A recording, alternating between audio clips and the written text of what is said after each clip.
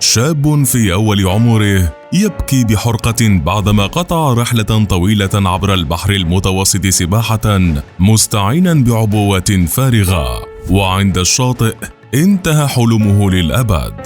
لم يصل لبلاد أوروبا الواسعة، وتوقفت رحلته محتجزا بانتظار العودة لأرض الوطن، مثله مثل الآلاف من الذين عبروا البحر من المغرب إلى إسبانيا، أو حتى ساروا لمسافة طويلة بحثا عن مستقبل أفضل.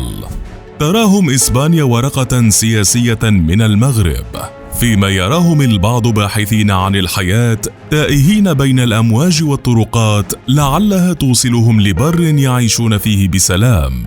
فما هي قصتهم؟ ولماذا ركب المغربيون البحر في هذا التوقيت؟ هم يريدون الانتقال على أرضهم، هكذا يمكن وصف المشهد في المغرب. فقد تدفق قبل أيام قليلة الآلاف من الشباب المغاربة نحو مدينة سبتة التي تحتلها إسبانيا. اختلفت الطرق، حيث اتجه بعضهم سباحة دون أن يهابوا الموت غرقا في البحر المتوسط الذي لطالما ابتلع الكثير من طالبي اللجوء، فيما قرر البعض منهم السير على الأقدام على رحلتهم تحقق هدفها بشكل آمن.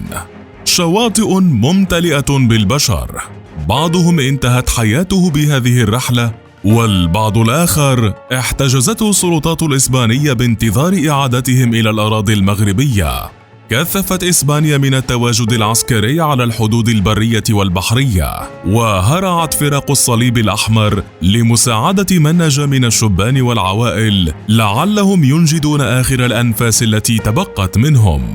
والحصيلة كانت 8,000 مهاجر وصلوا إلى الأراضي الإسبانية وأضاعوا الطريق، وباتوا ورقة ضغط في أيدي السياسيين والدول. فسريعا صعدت مدريد لهجتها تجاه المغرب، فاستدعت السفيرة المغربية لتعبر لها عما وصفته بالاستياء، وتؤكد على ضرورة استمرار مراقبة الحدود بشكل مشترك. ومن جهة أخرى استدعت المغرب السفير الإسباني للتشاور حول ذات القضية، وسارع رئيس الوزراء الإسباني لزيارة سبتة، ثم انتقل ليزور منطقة مليلة وهي الأخرى الواقعة تحت الاحتلال الإسباني، ليؤكد أن الهدوء والنظام سيعود للمنطقة في أسرع وقت. وهذا كله مع استمرار تدفق اللاجئين نحو البر الإسباني. موجة هجرة اعتقد البعض في البداية أنها عادية، لكنها سرعان ما تحولت لأزمة سياسية عنيفة بين مدريد والرباط. فعقب يومين من الحادثة خرج وزير الخارجية المغربي ليتهم مدريد بافتعال التوتر، حيث أنها وجهت إعلامها اتجاه المغرب وبدأت ببث أخبار زائفة ضد بلاده، وذلك كله للتغطية على استقبال مدريد لزعيم ميليشيات البوليساريو الانفصالية، والذي وصل إسبانيا قبل مدة لتلقي العلاج. وقال الوزير أنه دخل للأراضي الإسبانية بهوية مزورة، وذلك بتسهيلات من قبل السلطات الإسبانية.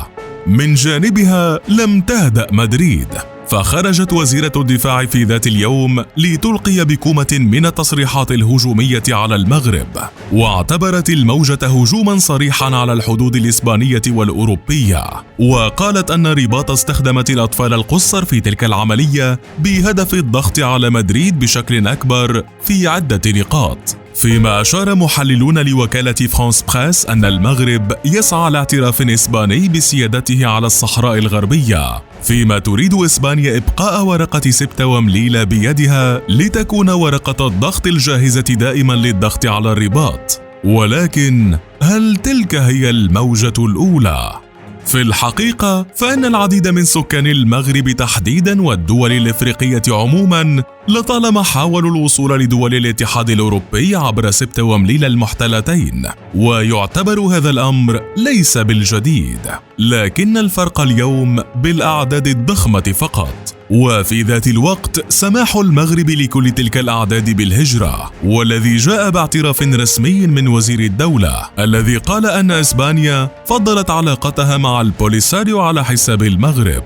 وهنا يأتي الحديث حول دور المغرب بمنع موجات الهجرة، فهي تلتزم بشراكة التنقل مع الاتحاد الأوروبي منذ عام 2013 وبمكافحة أقوى للهجرة غير الشرعية، وذلك مقابل تسهيل دخول مواطنيه للاتحاد الأوروبي.